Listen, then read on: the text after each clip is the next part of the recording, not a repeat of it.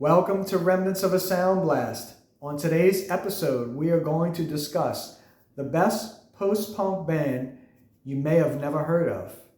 And I say this because I believe it's a small percentage that either follow or know about this band. But let me tell you, they are a highly influential band to the post-punk, goth, new wave era of music. They've influenced The Cure, Depeche Mode. They've influenced Metallica, Faith No More, Nine Inch Nails, and Ministry. I could go on and on about the list. But I'm talking about a band called Killing Joke. Now, if you've heard of this band, you know exactly what I'm talking about. But if you haven't heard of them, you really need to go check them out. I believe it was the song Requiem from their debut album in 1980 that I first heard. Now, I'm going back about 3 weeks ago. This is how long I've been listening to them straight, is about 3 weeks. I believe since my last video that I posted, not the shorts, but the actual video that I posted. It wasn't long after that video that I was just searching YouTube. You know when you search YouTube for different things and then similar videos will pop up in your feed like a suggestion thing? Well, they popped up in my feed. I guess I was listening maybe to some punk music that night or whatever. I think I was listening to Wire and Magazine, which are two punk bands, and Killing Joke popped up on my feed. So I said, let me press this song. Put on my headphones and I listened to Requiem, and man, I was hooked on that song from the first time I heard it. So I just let the album play, the first album, their debut, called Killing Joke, and pretty much that whole album is really, really good, like especially the first 4 songs or so. So I just wanted to talk a little bit about this band because apparently there's a small percentage of people that follow them, but their influence is wide and far-reaching. Again, about some of the bands that I mentioned, Metallica, Faith No More, and whatnot. But I'm going to give you a brief history of these guys. I have the computer set up in front of me. I'm going to go through their discovery and mention these albums real quick. And then I'm going to briefly talk to you about the ones that I've listened to so far. So you have Killing Joke from 1980. That's their debut. Second, you have What's This For from 1981. Then you have Revelations from 1983. You have Revelations is from 82. Fire Dances, the next one's from 83. Nighttime from 1986. Brighter Than a Thousand Suns from 1986. Outside the Gate from 1988. Extremities, Dirt, and Various Repressed Emotions, that's a hard title to say, from 1990. Pandemonium from 1994. Democracy from 1996. Killing Joke, another self-titled album from 2003. That one has Dave Grohl on drums. Hosannas, From the Basements of Hell, 2006. Absolute Descent from 2010.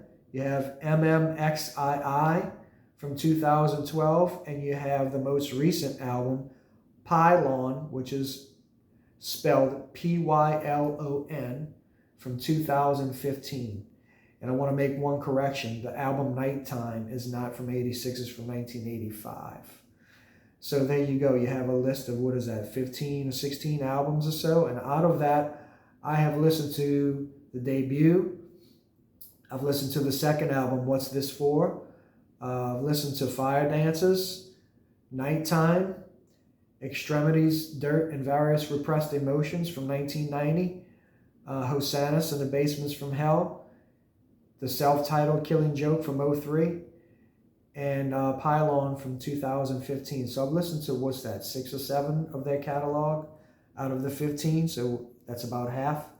And let me tell you, the guitar sound that this guy has, Jordy Walker, I absolutely love it. It's just a massive, big sound. I believe he uses a combination of a chorus pedal and a delay.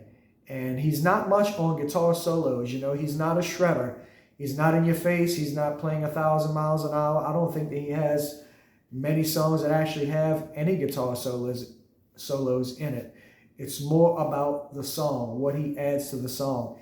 it's the chords, it's the colors that he adds. But his guitar sound is so, oh man, it's so unique. It's so big and just menacing. You have to listen to Killing Joke to understand what I'm saying about this guy's guitar work, but he is just a really good guitar player. One thing I like about him is he plays one of those old school 1950s Gretsch looking guitars with the hollow body, and just the sound that he gets out of it with the incorporation of those pedals that he uses is just, again, it's massive. It's atmospheric, as well as the music. One particular album that I'll mention to you that I've listened to a lot back to back, which is probably my favorite one so far, is Nighttime from 1985. It's a mixture of goth, new wave, and heavy rock all in one. You can hear where bands like The Cure and Depeche Mode got their sound, but Killing Joke is much more menacing. Dark chords, dark lyrics. They discuss real life events. They talk about current things going on in the world. They talk about political events. They talk about apocalyptic events, future events. They talk about just self-awareness, being aware of things in the world around you. They have a mysticism to their music. Actually, an interesting fact is at least two of the guys in Killing Joke, Jaz Coleman and Paul Ferguson, which is the drummer, they practice some sort of, I wouldn't really say it's a black magic religion, but it's an alternate religion. A lot of their beliefs are based on the Aleister Crowley theories and things like that, similar to what Jimmy Page has practiced over the years. Also, Jimmy Page awarded Killing Joke with the Innovator Award in 2010, and they have a documentary called The Death and Resurrection Show, and I watched the entire thing. It's really interesting to watch. It's really enjoyable. You find out a lot about the individual band members and how they came to be.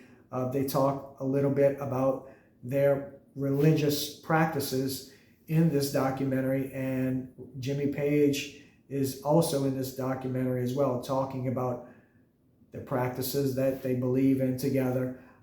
Him going to see the band early on, that he was a fan. He's a fan of the guitar player and whatnot. I mean, it's just really cool to see that Jimmy Page was even influenced by these guys. Now, here's another interesting fact about Jaz Coleman, the singer for Killing Joke. He was also the arranger, or the producer of the Led Zeppelin symphonic album, as well as the Pink Floyd symphonic album. And I'll read what it says right here. It says, in 1995, Coleman released his first of 3 albums of symphonic rock music, Us and Them, Symphonic Pink Floyd, which peaked at #1 in the Billboard magazine Top Classical Crossover Album chart. That's a long title. And Kashmir, Symphonic Led Zeppelin, were both written and produced by Coleman, with Peter Scholes conducting the London Philharmonic Orchestra. On the 8th of June 2007, Coleman collaborated with over 150 youth musicians in the Contemporary Youth Orchestra based in Cleveland to perform the entirety of Kashmir Symphonic Led Zeppelin, along with additional orchestrations of Led Zeppelin music. In 1999, he produced and arranged an album of Doors material for orchestra performed by classical musicians including Nigel Kennedy and the Prague Symphony Orchestra, called Riders on the Storm. So the guy is also classically trained, Jaz Coleman. I find that very, very interesting. You take a guy who is in a post-punk band and you would never assume that he's a classically trained musician.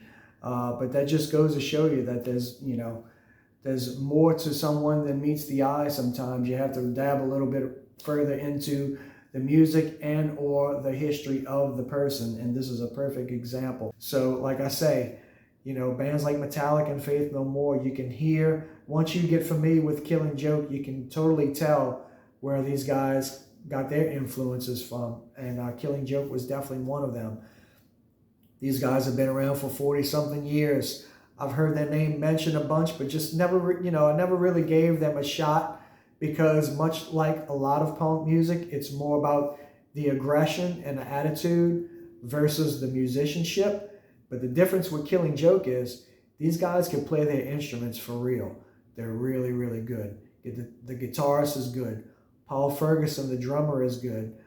He plays a lot of tribal beats. He doesn't always play just hi-hat, snare, bass drum stuff. He adds a lot of colors with toms. A lot of that stuff is just, like I say, it's just kind of tribal beats. He's kind of building the song up the whole time, which gives space to the music, which gives you to focus more on the lyrics that are being presented to you. Jaz Coleman is an excellent songwriter.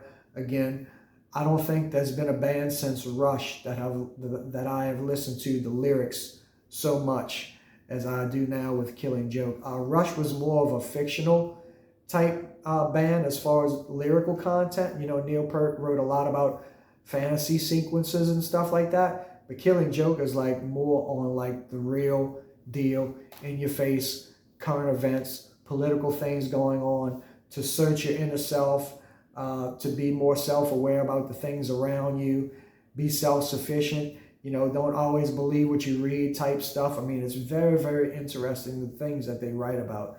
So I just wanted to give you a brief history on Killing Joke.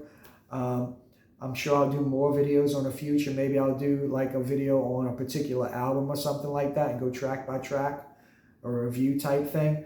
But as for now, I would suggest, if you don't know anything about them, I would suggest you check out the debut album from 1980 called Killing Joke, and also Nighttime from 1985 if you like The Cure, and In Excess, Depeche Mode, mixed with a little bit of darker things like Nine Inch Nails and Ministry, maybe some more like heavy electronic stuff. That is the album for you. Also, the Killing Joke self-titled album from 2003 features Dave Grohl on drums. That is a heavy, heavy album, in your face. Every song is relentless with really good riffs, really good guitar riffs. Hosannas from the Basements of Hell from 2006 is another one that I've listened to a bunch of times. And finally, the last one that I am most familiar with is Pylon from 2015. That's another heavy album. The only thing that I will say that I don't like about their catalog is it's not really the music, but the mixes on the albums is so different from one another, and a lot of the albums have muddy mixes, so to speak. You know what I'm talking about when you listen to them. Some of them aren't very clear, or some of them are too much on the high end level, on the high pitched level, like Fire Dancers. That album doesn't have a lot of low end to it or a lot of bass. It's really high on the treble, so you have to adjust your EQ, is what I'm saying, when you listen to these albums. If you have any kind of like EQ adjuster on your equipment that you're listening to, that's probably what you're going to have to do to get the most out of the music, because the mixes just aren't that great. I think they had a lot of trouble with record companies over the years. Like, they didn't really keep steady with just one or two record companies. They were always getting dropped or always picking up a new record company for whatever reason. So that could have something to do with the treatment of the band, as far as like how much money they were entitled to get like a good sound or a good engineer for their recordings. So I don't know if it was just like a recording issue, or whoever mixed these albums didn't do like such a great job. So, but anyway, once you get past that, you might not even notice it. That's just me with my ears. I noticed that not a lot of the albums sound really great, but as far as the message and the music, which is what you're really there for most of all, that is like, you can't get any better than that for post-punk music. Killing Joke is that band that you've been wanting to hear, trust me.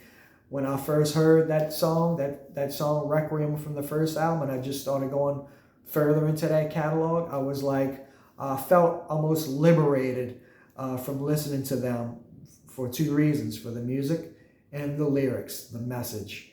I was like, man, this band is so good. I can't believe that I'm just starting to listen to them. But I'm glad that I discovered their music. I'm glad that I'm getting into them.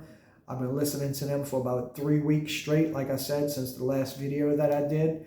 I'll give it a little break and check out something here and there, but for the most part, it's been all about Killing Joke for me. So I definitely wanted to make this video and make you guys aware of this band. Maybe y'all are fans already and you know a lot more than I do about this band. If you want to post something in the comments, I'd love to hear from you. Another thing that I like to do when I get into a band is find out about the individuals. I like to do research. I like to read about the band, their separate history, how the band came together, all of that stuff combined just makes the listening experience more pleasurable for me, and it makes me feel like I'm connected to these people when I know something about them.